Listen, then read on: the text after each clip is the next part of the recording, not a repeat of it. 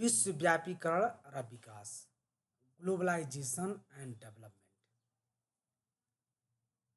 सबभन्दा पहिला विश्वव्यापीकरण भनेको के हो त? पहिला विश्वव्यापीकरणको परिचय हेरौँ। वस्तु वस्तु तथा सेवाको रूपमा सीमाविहीन प्रवाह नै विश्वव्यापीकरण हो। राजनीतिक, आर्थिक, सामाजिक, सांस्कृतिक, वातावरणीय दृष्टिकोणले हुने विश्वव्यापी प्रभाव नै विश्वव्यापीकरण हो।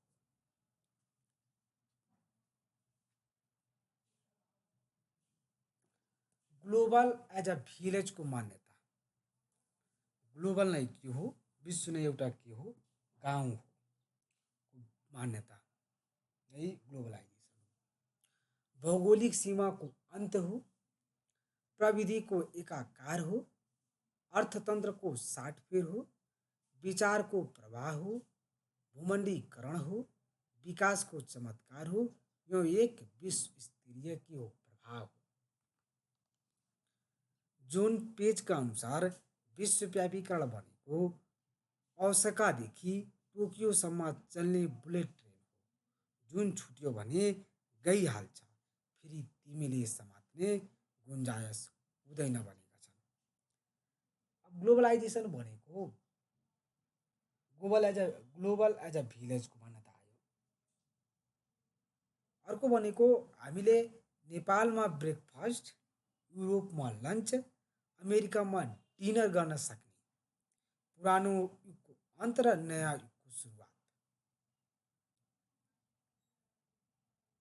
ग्लोबलाइजेसन हो।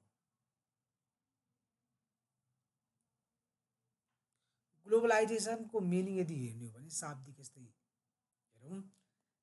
जी ग्लोबलाइजेसन, जी भनेको गुड्स एन्ड सर्भिस, वस्तु तथा सेवाको प्रवाह।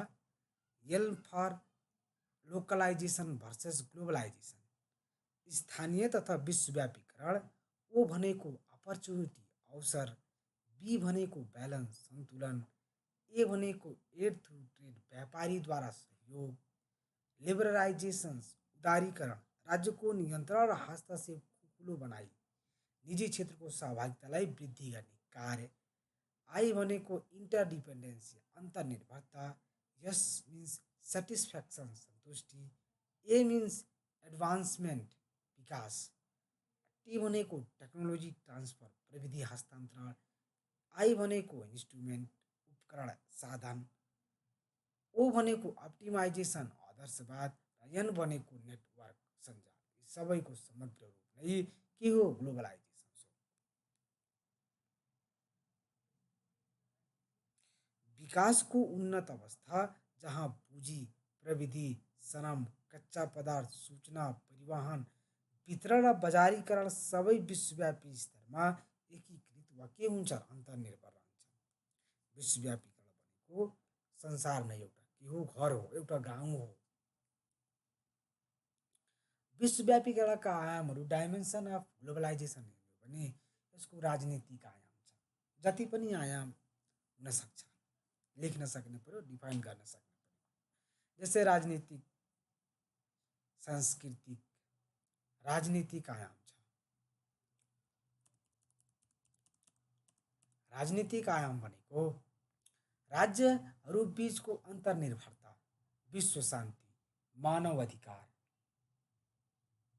सार्वभौम सत्ता, प्रजातान्त्रिक शासन प्रणाली, यी सबै राजनीतिक आयाम अन्तर्गत पर्दछन्। आर्थिक आयाम हेर्ने हो भने आर्थिक उदारीकरण, निजीकरण, पूँजी, व्यापार, बजार, investment, FDI, portfolio, bilateral and multilateral investment, trade and transaction, local product in global market and vice वर्सा।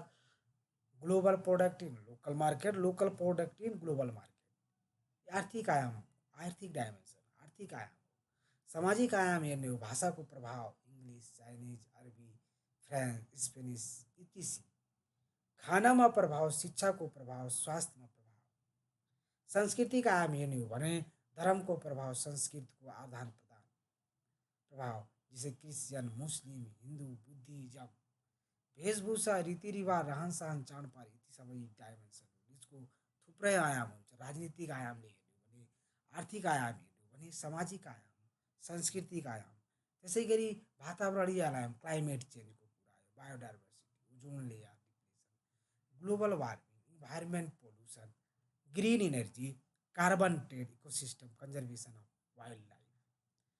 गभर्मेन्ट्सलाई हेर्ने हो भने गभर्मेन्ट्सको पनि multilayer government, corporate government, e governance, social inclusion, inclusive democracy, service डेलिभरीको कुरा हो। शासकीय आयामले हेर्ने हो भने युएनको वडापत्रको विश्वव्यापी पालना, डब्लुटिओको शर्तहरूको पालना, मानव अधिकारको कार्यान्वयन, दिगो विकासमा प्रतिबद्धता, थुप्रै आयामहरू हुन सक्छन्। जियो पोलिटिकल आयाम हुनसक्छ, जियोग्राफिकल आयाम पनि हुनसक्छ। यी सबै विश्वव्यापीकरणका आयामहरू, क्षेत्रहरू। अब विश्वव्यापीकरणबाट नेपाल जस्तो मुलुकको लागि हुने फाइदाहरू, हाम्रो जस्तो मुलुकको लागि हुने फाइदाहरू, हाम्रो मिन्स नेपाल जस्तो साना बुझौँ, हम नेपाल जस्तो जस्तो मुलुक छन् तिनीहरूलाई के फाइदा हुनसक्छ त? विचार, विज्ञान, सूचना अनुसन्धानको आदान प्रदान हुन्छ, यो फाइदा लिन सक्छौँ। विश्वव्यापी सम्बन्ध विस्तार भएको, अन्तर्राष्ट्रिय लगानी के हुन्छ? विस्तार भएको, मानव स्रोतको स्वतन्त्र प्रवाह, तुलनात्मक लाभका क्षेत्रहरूको परस्फुटन, हाइड्रो इलेक्ट्रिसिटी, टुरिज्मका क्षेत्रहरू। अरू फाइदा भनेको विकसित देशका प्रविधि, ज्ञान, सिप पुँजीको सहज प्रवाह, वैदेशिक रोजगारीबाट रेमिटान्सको प्रभाव, विश्वव्यापी साझा मुद्दाहरूमा एकता, समन्वय, सहकार, दिगो विकासका लक्ष्यहरू हासिल गर्न सहयोग, एकअर्काको कठिनाइबाट सिक्ने र आदान प्रदान गर्ने, यी विभिन्न किसिमका फाइदाहरू नेपाल जस्तो मुलुकलाई हुन सक्छ।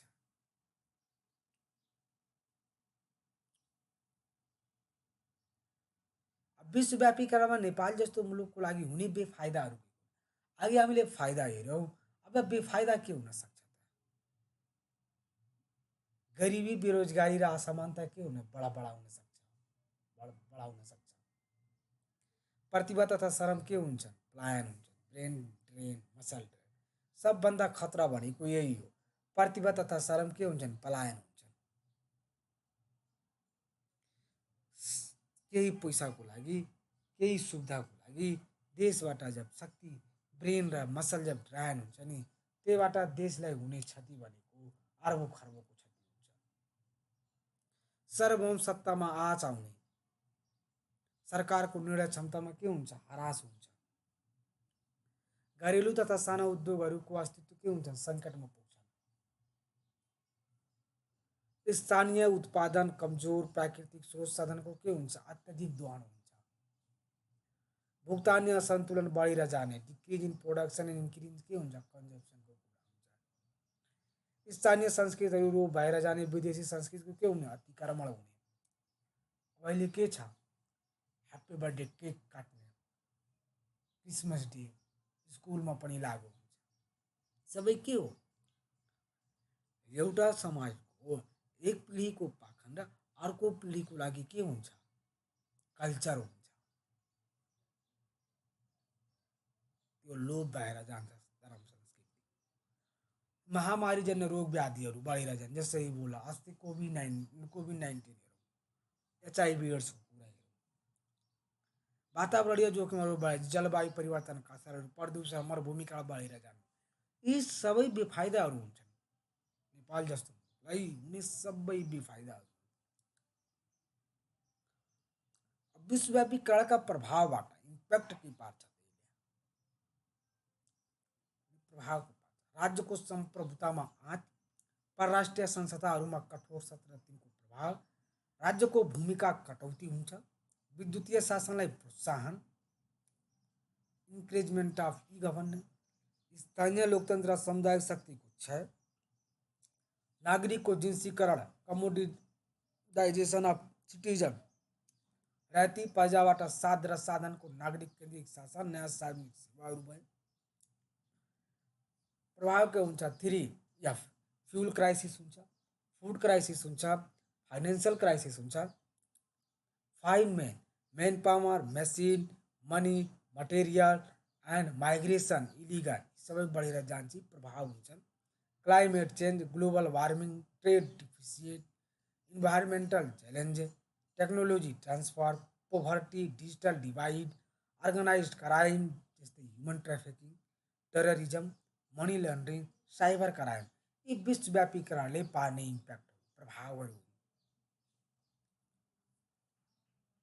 त्यसै गरी विश्वव्यापीकरण र विकासको अन्तरसम्बन्ध के छ त? विकाससँगै विश्वव्यापी लाभ प्राप्त गर्न सक्ने, विकाससँगै के हुन्छ? विश्वव्यापी लाभ प्राप्त गर्न सक्छौँ। नयाँ नयाँ वस्तु र सेवाहरूको विकास गर्न सकेमा विश्व बजारमा पुर्याइ लाभ लिन सकिने। नयाँ वस्तु नयाँ सेवाहरू यदि हामीले विकास गर्न सक्यौँ भने विश्वको बजारमा त्यसलाई पुर्याइ हामी लाभ लिन सक्छौँ। प्रतिस्पर्धात्मक क्षमता विकास गर्न सकेमा संसारसँगको सम्बन्ध बढ्ने।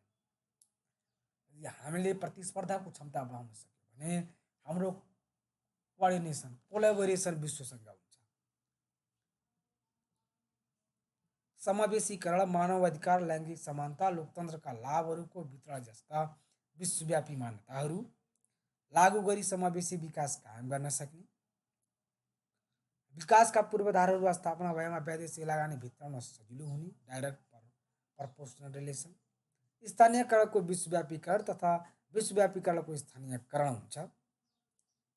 Globalisation of local asset and localisation of global asset. अब यसले विश्वव्यापीकरणका नकारात्मक असरलाई न्यूनीकरण गर्ने हामीले के गर्नु पर्यो त? के गर्न सक्छौँ? पहिलो कुरा क्वालिटी प्रोडक्टमा के दिने? जोड दिने। हामीले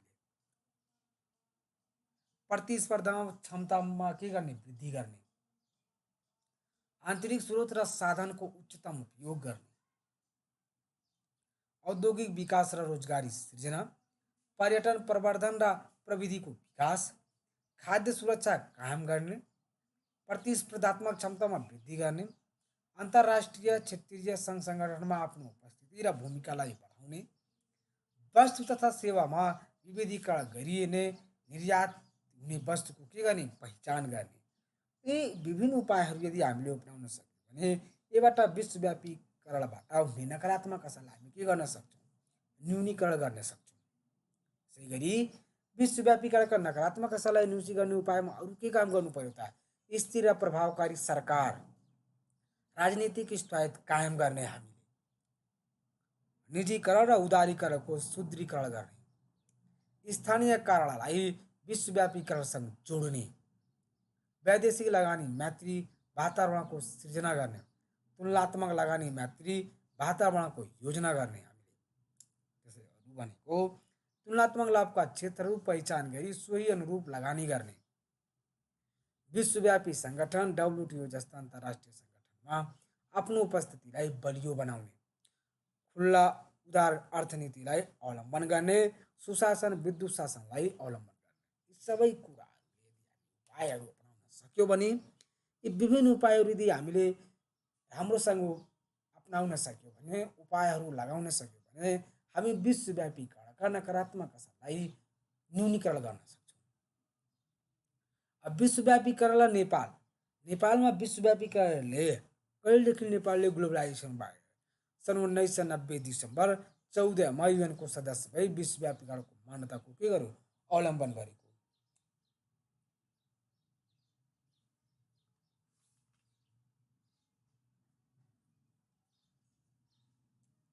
नेपालले सन् 1987 आइएमएफबाट स्ट्रक्चरल एडजस्टमेन्ट प्रोग्राम स्याप अन्तर्गत सहयोगले उद्योग सञ्चालन गर्यो। उद्योग वाणिज्य करकोटा प्रथालाई सरकारी नियन्त्रण कम गरी खुल्ला तथा उदार बनाउने प्रयास गरेको।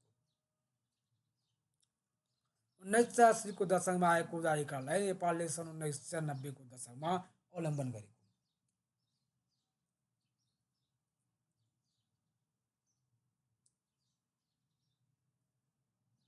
विक्रम सम्वत 2029 6औं योजनामा विदेशी लगानी तथा प्रविधि हस्तान्तरण ऐन मार्फत वैदेशिक लगानी भित्र्याउने नीति अवलम्बन गर्यो र 8औं योजनाबाट यसले थप सशक्त बनायो।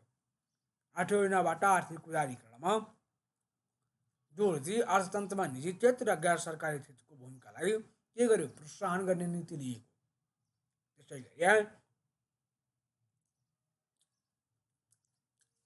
अप्रैल 2004 नेपाल डब्ल्युटिओको सदस्य भई आर्थिक रूपमा विश्वव्यापीकरणको प्रक्रियामा सशक्त रूपमा आबद्ध भएको। वैदेशिक लगानी प्रविधि हस्तान्तरण ऐन 2075 र नियमावली 2077 को व्यवस्था छ। निजीकरण ऐन 2050 लागू गरिएको, वस्तु आयातमा रहेको कोटा तथा लाइसेन्स प्रथा खारिज गरेको, बिमस्टेक सप्टा जस्ता क्षेत्रीय संस्थासँग आबद्ध भई क्षेत्रीय लगानीका लागि अवसर सिर्जना हुने मौका नेपाललाई प्राप्त भएको, विभिन्न देशहरूसँग विपा डिटिए जस्ता सम्झौता गरी वैदेशिक लगानी प्रवर्धनमा जोड दिएको, विभिन्न देशहरूसँग श्रम सम्झौता गरेको, वैदेशिक रोजगारीका लागि संस्थागत रूपमा खुल्ला गरिएका देश 110 छन्, व्यक्तिगत रूपमा 178 छन्। करिब 50 लाखको हाराहारीमा न्यायालयको रूपमा नेपालीहरू विश्वका विभिन्न देशहरूमा रहेका छन्। विभिन्न प्रयासहरू गरेको रहेछ नेपालले विश्वव्यापीकरणको लागि। निष्कर्षमा हामी भन्न सक्छौँ कि विश्वव्यापीकरण पुँजी, प्रविधि, वस्तु तथा सेवाको सीमाविहीन व्यापार हो। निष्कर्ष हामी के भन्न सक्छौँ कि कन्क्लुजनमा हामी भन्न सक्छौँ